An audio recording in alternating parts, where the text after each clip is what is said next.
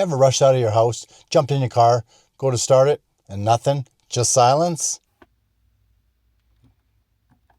So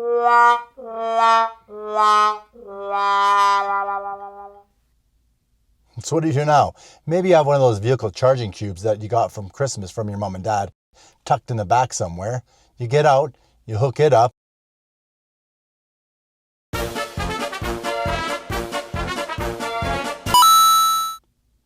and still nothing. Then maybe you call AMA, they come over with 1,000 cables, hook it up to your battery, and they tell you you have a dead battery. It needs to be replaced. You know that's going to cost you $500 if you take it somewhere. So what are you going to do?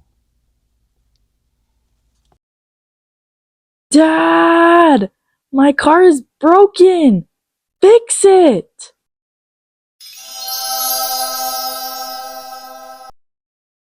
Bye.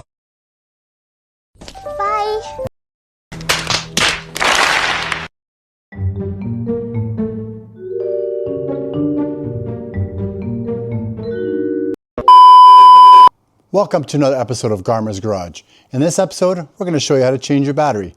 Our patient today is a 2010 Range Rover. Let's get started. Here's what you'll need to replace the battery. First, open the hood. On most Range Rovers, you'll need to secure the hood in the open position to access the battery.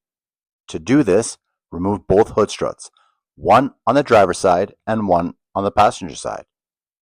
Next, move the safety latches into the lock position to hold open the hood. Make sure you do this on both sides. Alright, now the hood is locked in place, we've got clear access to the old battery. First up, we're removing the negative battery cable. This is very important to prevent sparks and avoid any short circuits. Next step, take a tie strap and secure the negative cable out of the way. This helps keep your workspace clear and prevents the cable from accidentally touching anything. After that, let's remove the positive cable. Do the same thing. Tie it back so it's completely clear. Alright, now we've got full access to the battery. Next up are the two hold-down bolts. These are usually pretty rusted from all the grime that builds up down there. But these ones are coming out nice and easy.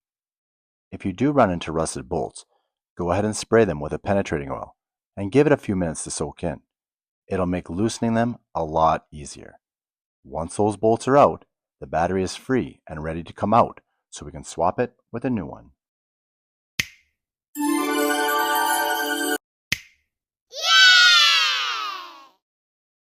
Now that the new battery is in, let's get back to it. First step, we're reinstalling the battery hold-down bolts to keep everything locked in place and prevent any movement. Go ahead and take the first one, thread it in, and snug it up nice and secure. Next, grab the second hold-down bolt. Same thing, get it in place and tighten it down the same way as you did the first one, making sure everything is still sitting nice and solid. And remember, you're just holding down a battery. You're not stopping your teenage daughter from going out on a Friday night. Alright, let's start buttoning this thing back up. Remember, we're doing everything in reverse order now, so we'll be starting with the positive cable. Let's get it back on and tighten it down. We got to make sure that everything's nice and solid before moving on. Then, grab the red protective cover and snap it back into place. Make sure it clicks. Next, move over to the negative cable. Get it back on and start the nut by hand, making sure it's properly seated. Then, grab your ratchet and snug it down, making sure everything's nice and secure before we wrap things up. Alright, moment of truth. There it is.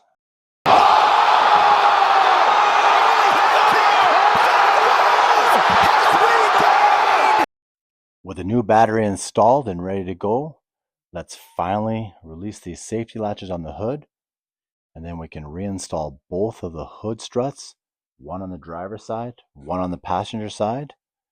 And with those back in place, lower the hood and let's see if this thing starts up.